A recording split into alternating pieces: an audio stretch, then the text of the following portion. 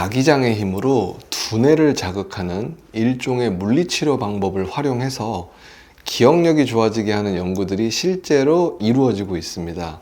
이 전문용어로 경두개 자기자극, Transcranial Magnetic Stimulation, TMS라고 하는 치료 방법입니다.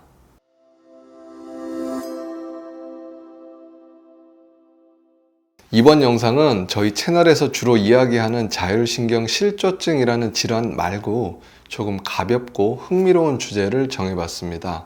아마 영상의 제목을 보시고 혹 하거나 급 관심을 보이는 분들도 적지 않으실 거라 생각합니다. 이 제목처럼 머리가 좋아지거나 IQ를 올릴 수 있는 치료가 있을지 누구나 한두 번쯤은 고민도 해보고 인터넷을 통해 검색도 해보신 적이 있으실 것 같습니다.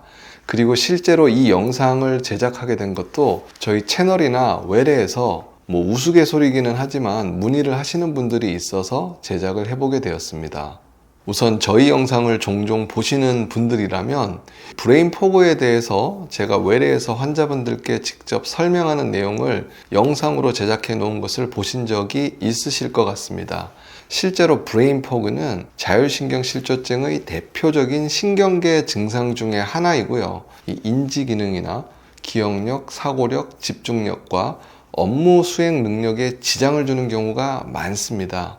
이러한 브레인 포그 치료를 위해서 저희 오상 자율신경 클리닉에서는 이 브레인 포그를 유발하는 원인을 치료하는 이 TMS, 뇌기능 수액 치료, 자율신경 주사 치료 등을 하고 있는데, 이 브레인 포그가 개선이 되면서 오히려 브레인 포그 이전 상태보다 이 뇌기능이 더 좋아져서 치료를 지속하려는 분들이 종종 있는 것 같습니다. 그래서 브레인 포그에 시행하는 치료를 브레인 포그 증상이 없는 일반인들에게 해보면 어떻게 될까라는 생각을 여러 번 해왔습니다. 그러던 중에 두통 치료를 하시는 수험생이나 공무원 또는 고시 준비를 하시는 분들 중에서 공부를 하는데 너무 능률이 떨어지고 만성 피로를 호소하는 분들에게 이 두통 치료와 함께 앞서 언급드린 치료를 병행을 해봤더니 의외의 효과가 있는 분들이 꽤 있어서 한번 소개를 드리려고 합니다.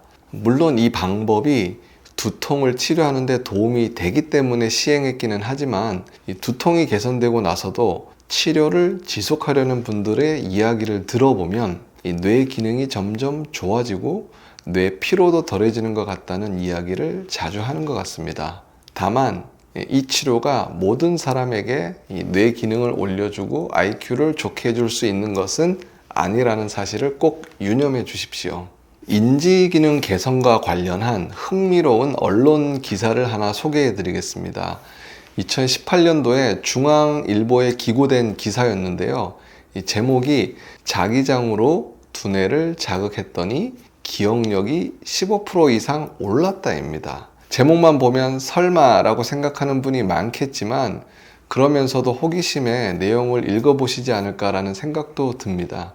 닐 버그 감독의 영화 리미트리스에서는 머리가 좋아지는 알약을 먹은 한 남자의 이야기를 다루고 있습니다. 이 무능한 작가가 알약을 복용하고 나서부터 기억력과 외국어 습득 능력이 갑자기 좋아지고 복잡한 수학 공식도 순식간에 풀어내는 이 신비를 경험하게 된다는 내용입니다.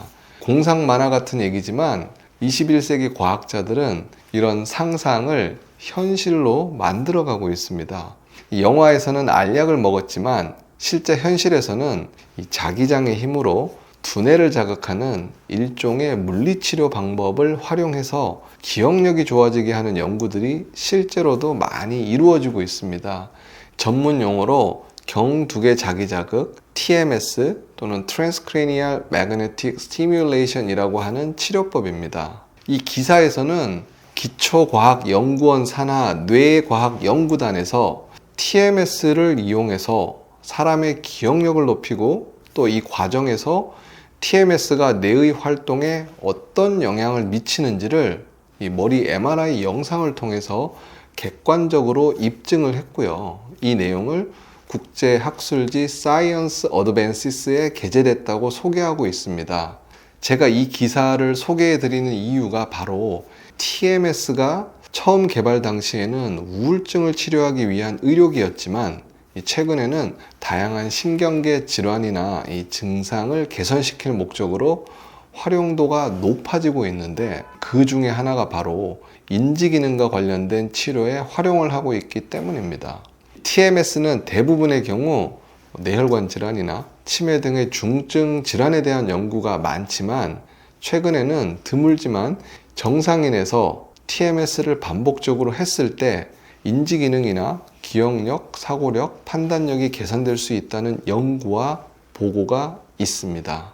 TMS는 뇌의 활성을 조절해서 인지기능에 영향을 줄 수 있고요. 만약 반복적으로 치료를 하게 되면 지속적으로 신경세포의 가소성에 영향을 줄 수 있습니다. 어떤 프로토콜로 어떤 변화를 주는지는 의견이 분분합니다. 하지만 기억력, 주의력 같은 단순한 인지 과정부터 이 추론이나 복잡한 판단 등의 고등 인지 과정에까지 영향을 줄 수 있다는 것에는 의견이 모아지고 있습니다. TMS는 약물이나 정신요법 등의 치료의 효율을 높이는 보조 치료법으로서 활용이 되고 있지만, 한두 번이 아닌 최소 10회에서 20회 정도를 가능한 단기간 내에 하는 것을 권장하고 있기 때문에 시간을 내는데 불편함이 다분히 있습니다. 그래서 실제 치료에 활용되는 빈도는 생각보다 많지는 않은 것 같습니다. 하지만 다양한 프로토콜 개발이 선행되고 인지기능 개선에 긍정적인 영향을 준다는 연구가 더 활발해진다면 분명 머리를 좋아지게 하고 IQ를 높여주는 역할을 할 수 있는 치료법으로 자리매김할 수도 있지 않을까 생각해 봅니다. 저희 오상 자율신경 클리닉에서도 TMS를 다양한 증상과 질환의 치료에 많이 활용을 하고 있습니다. 외국의 임상 자료나 제 경험을 바탕으로 말씀을 드리면, 인지기능 개선에 도움이 되는 프로토콜은 크게 보면 억제 모드와 자극 모드 두 가지로 나누어 볼 수 있습니다. 이 억제 모드는 우울증이나 불안증, 수면장애 및 과도한 긴장과 관련해서 인지기능이 떨어지는 경우에 주로 억제 모드 적용을 하고요. 이 자극 모드는 정신과적인 불안증이 없이 인지기능이나 뇌기능만 단순히 떨어져 있는 경우에 한정해서 자극을 하는 모드로 치료에 활용을 하고 있습니다. 그리고 이전 영상에서도 언급을 드렸지만 TMS를 단독으로 하기보다는 저희가 주로 하는 이 특정 부위의 자율신경 주사 치료와 병행을 하게 되면 TMS가 신경계 가소성 개선 및 기능 개선에 더욱 효과적인 것 같습니다. 그리고 TMS와 함께 뇌 기능을 개선시키는 영양제나 수액도 병행해 보면, 물론 사람에 따라 반응은 다르겠지만 인지기능 개선 측면에서 효과적인 경우가 많이 있는 것 같습니다.